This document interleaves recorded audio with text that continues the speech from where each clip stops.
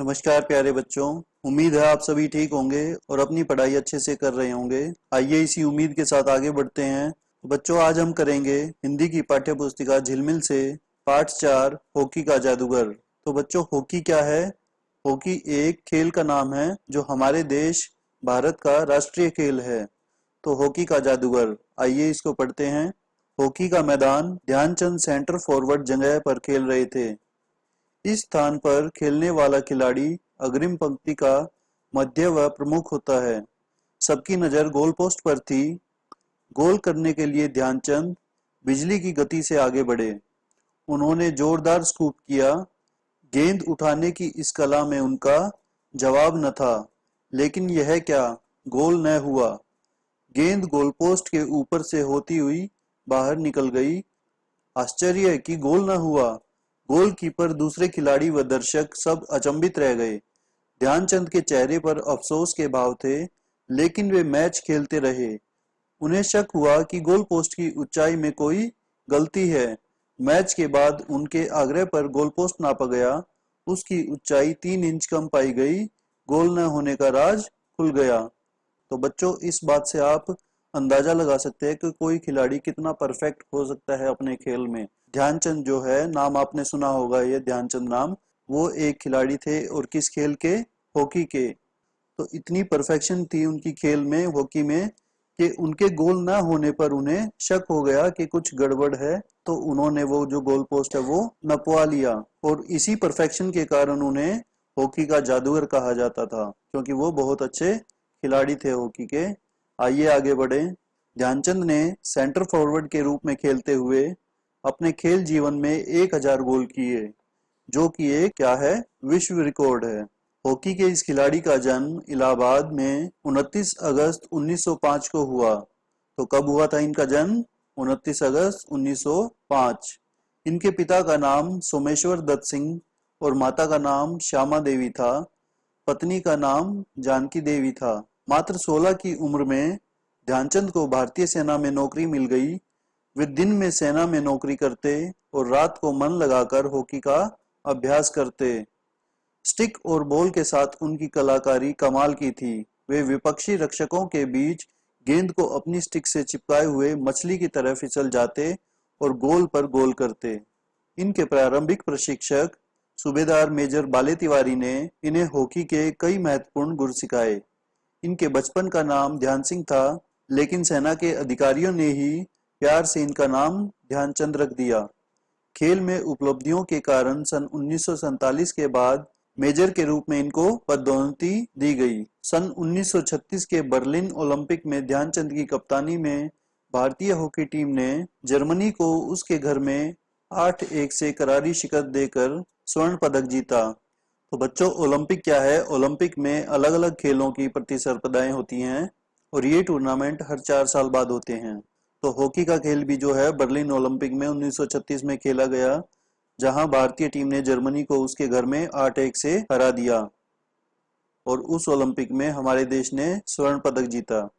तो फाइनल देखने के लिए स्टेडियम में जर्मन तानाशाह एडोल्फ हिटलर भी मौजूद थे। विजेता टीम को उनके हाथों स्वर्ण पदक दिए जाने थे, लेकिन जर्मनी की हार से वे इतने गुस्से में थे कि खेल समाप्त होने से पहले ही स्टेडियम छोड़कर चले गए।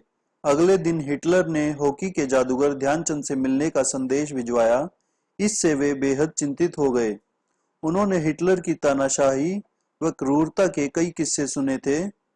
अगली सुबह जब ध्यानचंद हिटलर से मिलने पहुंचे तो जर्मन तानाशाह ने बेहद गर्मजोशी से उनका स्वागत किया। बातचीत के दौरान हिटलर ने उनके सामने जर्मन फौज में बड़े पद का प्रस्ताव दिया, लेकिन हमारे दद्दा ने अपने देश प्रेम के कारण यह प्रस्ताव विनम्रता पूर्वक ठुकरा दिया। तो बच्चे, यहाँ आप देख सकते हैं कि उन्होंने अपने देश के लिए, अपने देश प्रेम के लिए जर्मनी फौज में एक बड़े पद का प्रस्ताव भी ठुकरा दिया।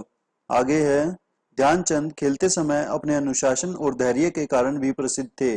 सन 1933 के आर्मी कप में विरोधी टीम के सेंटर हाफ खिलाड़ी ने खेल में पिछड़ने पर आपा खो दिया व ध्यानचंद के सिर पर हॉकी स्टिक दे मारी। घायल ध्यानचंद ने मैदान के बाहर जाकर घाव पर पट्टी करवाई व खेल भावना का परिचय देते हुए पुनः मैदान में उतरे।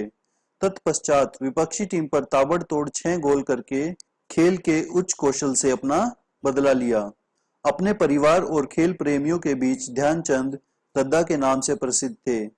विदेशों में भी वे अत्यंत लोकप्रिय थे। क्रिकेट के भगवान कहे जाने वाले ऑस्ट्रेलियाई बल्लेबाज डॉन ब्रैडमैन ने एक बार कहा था, मिस्टर ध्यानचंद, जिस तरह से क्रिकेट में रन बनते हैं, आप वैसे ही हॉकी में गोल करते हो। ऑस्ट्रेलियाई मानते हैं कि ध्यानचंद दैवी प्रतिभा के धनी थे, क्योंकि 2 हाथों से इतने गोल संभव नहीं हैं। ऑस्ट्रेलिया की राजधानी वियना के एक क्लब में ध्यानचंद की 4 हाथ वाली मूर्ति स्थापित की गई है, जिसमें उनके चारों हाथों में हॉकी स्टिक है। तो ये देखिए बच्चों, ये है वो मूर्ति जिसमें ध्यानचंद के 4 हाथ दिखाए गए हैं और चारों हाथों में क्या है? हॉकी स्टिक, जो ऑस्ट्रेलिया की राजधानी वियना के एक क्लब में है। आगे है, कई बार विपक्षी टीमों ने उनकी स्टिक को तोड़कर देखा कि उसमें चुंबक आदि तो नहीं लगा रखा है, जिसके कारण वे दनादन गोल करते हैं। उनको लोग ठीक ही हॉकी का जादूगर कहते हैं। सन 1932 के लॉस एंजल्स ओलंपिक्स में भारत ने अमेरिका को 24-1 से हराया, जो एक विश्व रिकॉर्ड है। उस मैच में ध्यानचंद ने 8 और उनके छोटे भाई रूप सिंह ने 10 गोल किए थे। ओलंपिक दुनिया की सर्वश्रेष्ठ खेल प्रतियोगिता होती है। इसका आयोजन प्रति 4 वर्ष बाद होता है। सन 1956 में ध्यानचंद को पद्म भूषण से सम्मानित किया गया था। सन 1972 में म्यूनिक ओलंपिक में विशेष अतिथि के रूप में ध्यानचंद को आमंत्रित किया गया, लेकिन आर्थिक स्थिति सही नहीं होने की वजह से वे सम्मान प्राप्त करने नहीं पहुंच सके थे। भारत सरकार ने ध्यानचंद के सम्मान में डाक टिकट भी जारी किया है। उनके जन्म दिवस 29 अगस्त को प्रतिवर्ष राष्ट्रीय खेल दिवस, नेशनल स्पोर्ट्स डे, राष्ट्रीय खेल दिवस के रूप में आयोजित किया जाता है। तो बच्चों, 29 अगस्त को हमारे देश में हर विद्यालय में विभिन्न खेल प्रतियोगिताएं की जाती हैं और इसको राष्ट्रीय खेल दिवस के रूप में मनाया जाता है। भारत के राष्ट्रीय खेल हॉकी का गौरव ध्यानचंद के परिवार ने भी खूब बढ़ाया है। उनके पुत्र अशोक कुमार ने सन 1975 के विश्व कप में गोल करके भारत को हॉकी में विश्व विजेता बनाया था।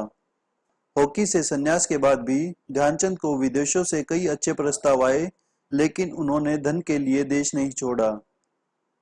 उन्होंने राष्ट्रीय खेल संस्थान पटियाला में ही प्रशिक्षक के रूप में कार्य किया। 3 दिसंबर 1979 को दिल्ली के एक अस्पताल में हॉकी के इस जादूगर का निधन हुआ था। मेजर ध्यानचंद ने झांसी के हीरो ग्राउंड पर हॉकी खेलना शुरू किया था।